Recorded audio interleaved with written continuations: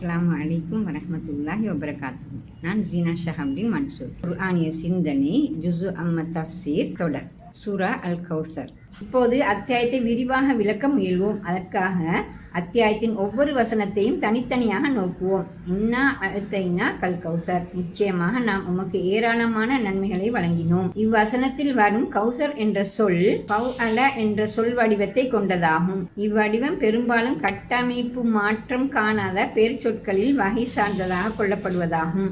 எனினும் கௌசர் என்ற இச்சொல் அதிகரித்தது என்ற கருத்தை காட்டும் கசுர என்ற சொல்லின் அடியாக பிறந்தது என்பது தெளிவாகவே அவதானிக்கப்படுவதாகும். எனவே இச்சொல் ஏராளமான நன்மைகள், எண்ணிலடங்கா செல்வங்கள் என்றெல்லாம் கருத்து கொடுக்கிறது. இந்த வகையில் இறைவன் முஹம்மது ஸல்லல்லாஹு அலைஹி வஸல்லம் அவர்களை நோக்கி மிக அதிகமான செல்வங்களை உமக்கு தந்துள்ளேன் என்கிறான். இந்த வசனத்தில் 3 விடயங்களில் முதலில் அவதானிக்கக்கூடியதாக உள்ளது. நிச்சயமாக என உறுதிப்படுத்தி வலியுறுத்தி கூறும் இறை தூதர் முஹம்மது ஸல்லல்லாஹு அலைஹி வஸல்லம் அவர்களை நேரடியாக விழித்து பேசல், இறந்த காலத்தில் இவ்வசனம் அமைக்கப்பட்டுள்ளமை என்பவையே அவையாகும். நிறைய செல்வங்கள் கொடுக்கப்பட்டுள்ளமை தெளிவானது, உண்மையானது என்பதனை நிச்சயமாக என்ற உறுதிப்படுத்தல் காட்டுகிறது. இறை தூதர் முஹம்மது ஸல்லல்லாஹு அலைஹி வஸல்லம் அவர்களை விழித்து பேசுவதன் மூலம் இது அவர்களுக்கு மட்டுமான கொடைகளாகும் என்பது தெளிவாவதோடு இறந்த கால பிரயோகத்தின் மூலம் அக்கொடைகள் கொடுத்து முடிக்கப்பட்டுவிட்டன என்பது உறுதிப்படுத்தப்படுகிறது. அல் குர்ஆன் பல இடங்களில் இறை தூதர் ஸல்லல்லாஹு அலைஹி வஸல்லம் அவர்களுக்கு ஆறுதல் கூறும் வகையிலும் சீர்திருத்த பாதையில் அவர்களை நிலைப்படுத்தும் வகையிலும் பேசியுள்ளது. அத்தியாயம் துஹா 93, இன்ஷிரா 94 அதற்கான சில உதாரணங்களாகும். இந்த அத்தியாயம் அதே போக்கையே கொண்டுள்ளது. இப்போது இறை தூதர் ஸல்லல்லாஹு அலைஹி வஸல்லம் அவர்களுக்கு இறைவன் வழங்கிய அந்த ஏராளமான செல்வங்கள் யாவை என நோக்குவோம். இதனை அல் குர்ஆன் விரிவுரை ஆசிரியர் பல வகையில் விளக்கியுள்ளனர். இறை தூதர் முஹம்மது ஸல்லல்லாஹு அலைஹி வஸல்லம் அவர்களுக்கு சுவர்க்கத்தில் வழங்கப்படும் ஒரு விசேட ஆற்றை இது குறிக்கிறது என்பது ஒரு சாராரது கருத்தாகும். இது பற்றிய இறை தூதர் ஸல்லல்லாஹு அலைஹி வஸல்லம் அவர்களது விளக்கம் ஒன்றை முன்னால் அறிமுக குறிப்பில் தந்தோம். இறை தூதர் ஸல்லல்லாஹு அலைஹி வஸல்லம் அவர்களுக்கு கிடைக்கும் நிறைய செல்வங்களில் ஒன்றே அந்த ஆறு என்பது இப்னு அப்பாஸ் ரலியல்லாஹு அன்ஹு அவர்களதும், இக்ரிமா, சாயித் இப்னு ஜுபைர், முஜாஹித் போன்ற பல தாபி அறிஞர்களது கருத்தாகும். முஜாஹித் அது உலகிலும் மறுமையிலும் கிடைத்துள்ள நிறைய செல்வங்களாகும் என விளக்குகிறார். இக்ரிமா அது நபித்துவமும் அல் குர்ஆனும் மறுமையில் வெகுமதிகளும் என்று கூறுகின்றார். அபூபக்கர் இப்னு ஐயாஷ் அது மிக பெருந்தொகையினரை கொண்ட சமூகம் என்கிறார். இந்த விளக்கத்திலிருந்து வசனத்தின் கருத்தை கீழ்வருமாறு புரிந்து கொள்ள முடிகிறது.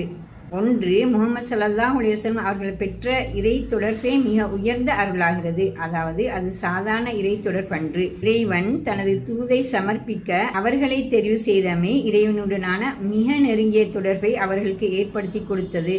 பிரபஞ்சத்தை ஆளும் எல்லா சக்திகளையும் கொண்ட இறைவனோடு தொடர்புபடல் என்பதை ஒத்த இன்னொரு கொடை என்ன இருக்க முடியும்? இந்த தொடர்பு எல்லா வகை செல்வங்களையும் பெற்றது போலவே ஆகிறது. 2. அல் குர்ஆன் என்ற இறை வழிகாட்டலை பெற்றமை அடுத்த பெரும் கொடையாக அமைகிறது. இந்த பிரபஞ்சத்தின் உண்மையான பொருளையும் வாழ்வின் சரியான அர்த்தத்தையும் அதன் மூலம் மிகச் சரியாக புரிந்து கொள்ள முடிகிறது. வாழ்வின் எல்லா நிலைகளிலும் கட்டங்களிலும் நடந்து கொள்ள வேண்டிய வழிமுறை அதன் மூலம் நன்கு தெளிவாகிறது. அல் குர்ஆன் என்ற இந்த அறிவு பிரபஞ்ச நாயகனிடமிருந்து கிடைக்கும் அறிவு. இதனை விட சிறந்த ஞானம் எங்கிருக்க முடியும்? 3. முஹம்மது ஸல்லல்லாஹு அலைஹி வஸல்லம் அவர்களின் தூதை ஏற்றுக்கொண்டு அதனை பின்பற்றுவோர் மிக பெருந்தொகையானோர்.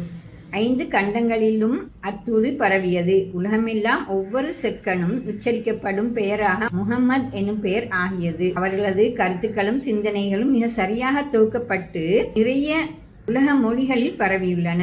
இவை அனைத்தும் ஒன்றாக வரலாற்றில் வேறு யாருக்கும் கிடைக்கவில்லை என்றே கூற வேண்டும். 4.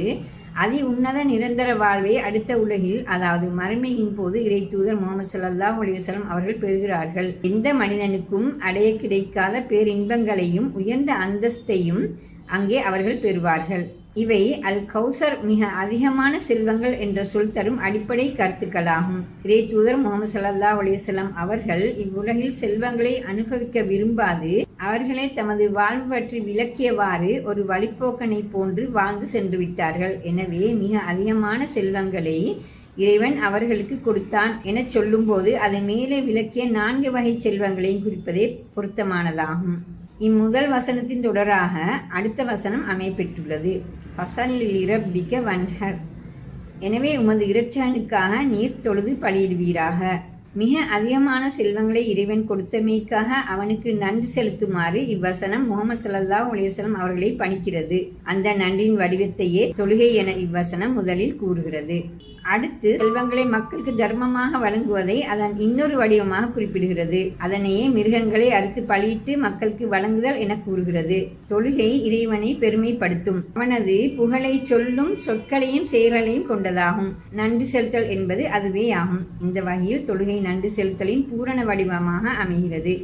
இன்னொரு வகையில் சொன்னால் நன்றி உணர்வால் உள்ளம் நிறைதல், நாவால் அந்த நன்றி உணர்வை வெளியிடல், செயல்களால் அதனை காட்டல் என்பவையே நன்றி செலுத்தலின் வடிவமாகிறது. இம்மூன்றுமே தொழுகையில் பொதிந்து காணப்படுகிறது. முன்னைய வசனத்தின் அதே கருத்து தொடர்ச்சியில் இவ்வசனம் அமைந்திருந்தால் எனக்காக தொழுது என வாக்கியம் அமைய பெற்றிருக்க வேண்டும். ஆனால் அது படற்கை வடிவை பெற்று உமது இரட்சனுக்காக என அமைந்து சொல்ல வரும் கருத்தை மேலும் தெளிவுபடுத்தியுள்ளது.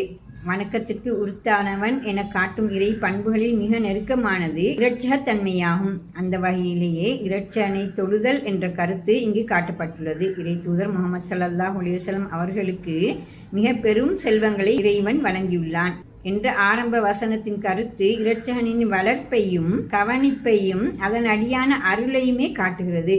உம்மை ஆழ்ந்து கவனித்து வளர்த்து வரும் உமது இரட்சனை வணங்குவீராக என கூறுவதாக இது அமைகிறது. மிருகங்களை அறுத்து வழங்கல் இறைவனுக்கு நன்றி செலுத்துவதன் இன்னொரு பகுதியாக இங்கு குறிப்பிடப்படுகிறது.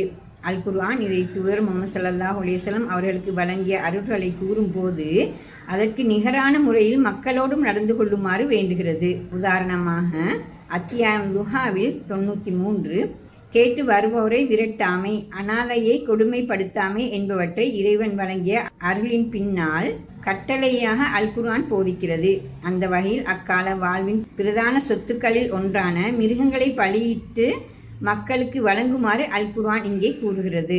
இவ்வசனத்தில் வரும் இறைவனுக்கு மட்டுமே வணக்கமும் பலியிடலும் செய்யப்பட வேண்டும் என்ற கருத்தை தரும் இரட்சகனுக்காக என்ற பிரயோகம் லீ என்ற இடைச்சொல்லின் கருத்தாகும். அது பிறர் யாரையும் கலக்காத இறைவனுக்கு மட்டுமே என்ற மன தூய்மையை பேணி தொழுகை பலியிடல் என்ற கருத்தை தருகிறது. இது இறை ஏகத்துவத்தை உணர்த்தும் இணை வைத்தலை விட்டு விலகி நிற்க சொல்லும் பிரயோகமாகும். அத்தோடு அது முகஸ்துதியற்ற மிக தூய்மையான மனநிலையை தொழுகை பலியிடல் போன்ற வணக்கங்கள் கொண்டிருக்க வேண்டும் என்பதையும் வலியுறுத்துகிறது.